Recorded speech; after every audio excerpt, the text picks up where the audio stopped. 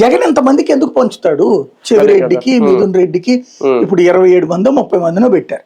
ఎంతమందికి డబ్బులు ఎందుకు పంచుతాడు జగన్? లేదా ఎంతమంది పంచుకుంటే ఇంకా జగన్ దగ్గరికి ఏం మిగులుతుంది? ఇంకా అది ఎంతమంది పంచుకుని పంపితే మిగులుతుంది అక్కడ.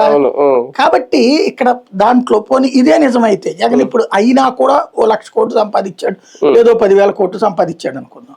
మరి అంటే ఇప్పుడు దానికి 4 లీడు సంపాదిస్తున్నట్టుగా లెక్క.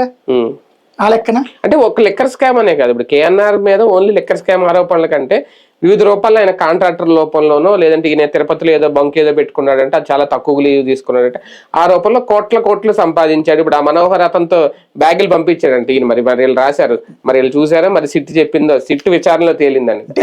ఏ సొమ్మదంతా వీళ్ళు ఏంటంటే ముందు మనకి సినిమాలో ఎలా ఉంటుంది, స్క్రీన్ ప్లే తయారు చేసేసుకుని ఆ తర్వాత యాక్ట్ చేస్తారు. ఇప్పుడు సిట్ ప్రస్తుతం చేస్తుంది అదే. ముందు స్క్రిప్ట్ అయిపోతుంది, దానికి అనుగుణంగా పాత్రలను ప్రవేశపెడతారు వీళ్ళు. అవసరమైన వాళ్ళతో ఇప్పుడు అతన్ని గట్టిగా బెదరేస్తే నువ్వు రేపు పొద్దున పోతావు నేను లేపేస్తాం అన్నారు అనుకో, ఏడ సంతకం పెట్టమంటూ చెప్పాయా చెవిరెడ్డి గన్మెన్ ఏం చేశారు అట్లాగా. ఆ తర్వాత వచ్చి మళ్ళీ సారీ అని చెప్తాడు. అట్లాగే ఇప్పటికి 3-4 ఇలా నాయకులకు సంబంధించిన మనుషులతో చేయించారు. అదే టైప్ లో ఇది కూడా ఉంటుంది. ఇవి నిలబడే కేసులు కాదని వీళ్ళకి తెలుసు.